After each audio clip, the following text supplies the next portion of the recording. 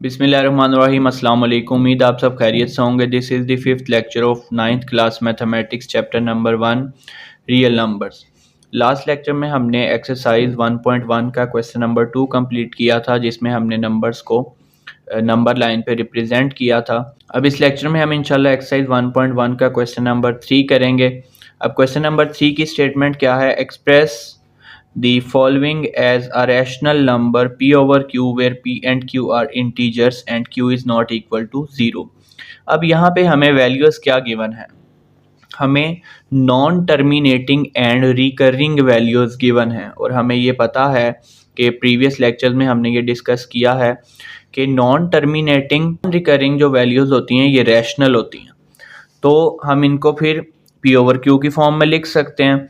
तो अब हमने इन वैल्यूज़ को p ओवर q की फॉर्म में लिखना है, रिप्रेजेंट करना है।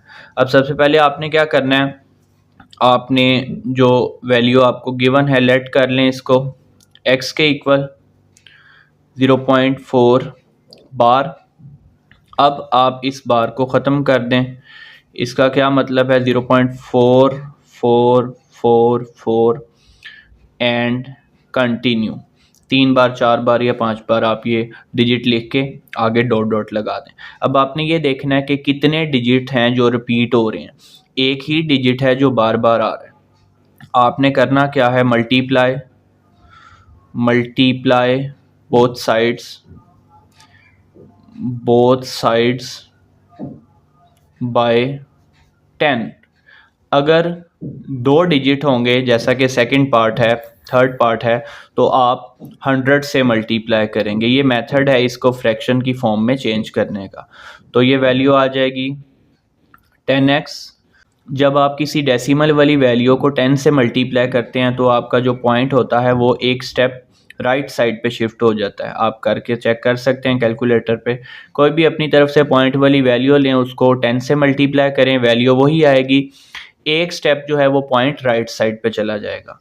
तो ये वैल्यू आ गई 4.44 एंड सो ऑन।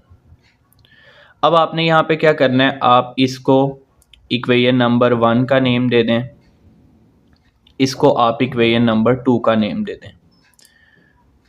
अगर आप इक्वेशन 1 को इक्वेशन 2 में से इक्वेशन 1 को माइनस करेंगे तो आपके पास, जैसे इन्होंने यहाँ पे एग्जांपल सॉल्व की है, आप इस तरह से कर सकते हैं कि इक्वेशन 2 में से इक्वेशन 1 को माइनस करेंगे तो ये 0.555 है, ये 5.555 कंटिन्यू है। तो जब माइनस करेंगे जस्ट 5 रह जाएगा। इसी तरह यहाँ 10x में x माइनस करेंगे तो जस्ट हमारे पास रह जाएगा 9x। जैसे कि यहाँ पे इन्होंने किया, देखें, ये आपके पास 5 रह गया, 10x में से x माइनस किया तो 9x, x की value 5/9 correct. Equation number 1 from equation number 2। Equation 2 में से इक्वेशन 1 को माइनस करेंगे, 10x minus x is equal to 4.444 minus 0.444 and continue.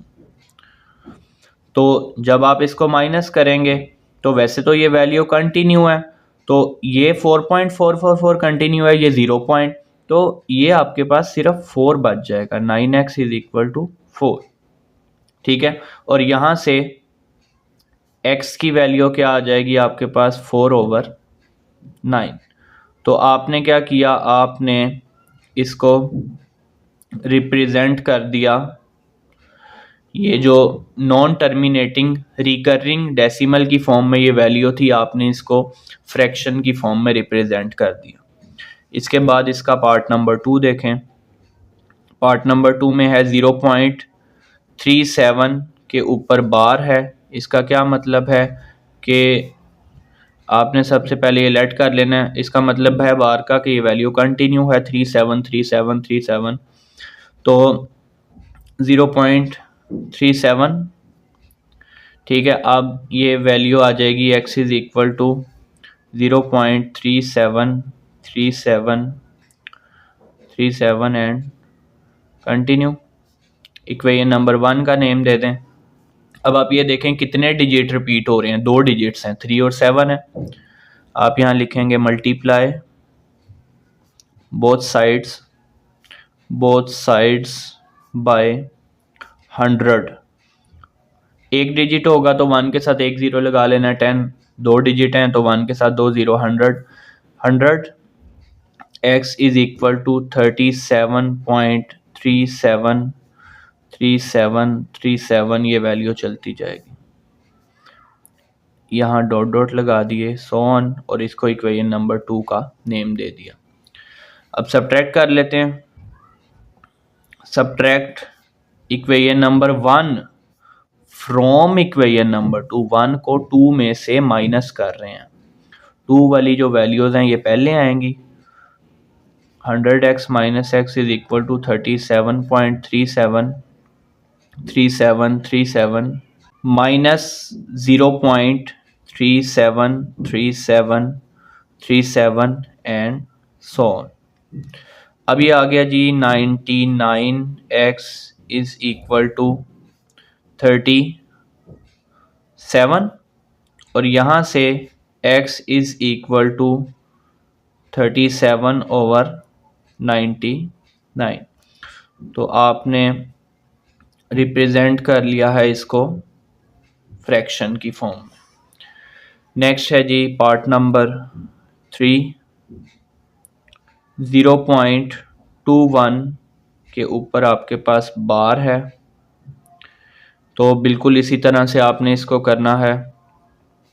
Late x is equal to 0.21 bar, तो x is equal to 0.212121 and continue. इसको equation 1 का name दे दिया। अब यहाँ भी 2 डिजिट्स रिपीट हो रहे हैं, आप लिखेंगे multiply both side by 100, multiply both sides by 100। तो ये वैल्यू आ जाएगी 100x is equal to 21.212121 and so on. इसको आप इक्वेशन नंबर 2 का नेम दे दें। अब आपने क्या करना है, इक्वेशन नंबर 2 में से सब्ट्रैक्ट करना है इक्वेशन नंबर 1 को। आप यहाँ पे लिखेंगे subtract equation number 1 from equation number 2, from equation number 2।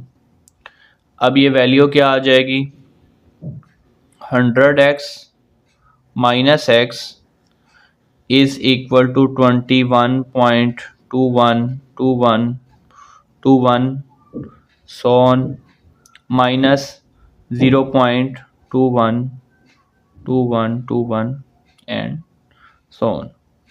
तो ये वैल्यू आ जाएगी 99x इज इक्वल टू 21, और यहाँ से आप x की वैल्यू लिखेंगे x इज इक्वल टू 21/99।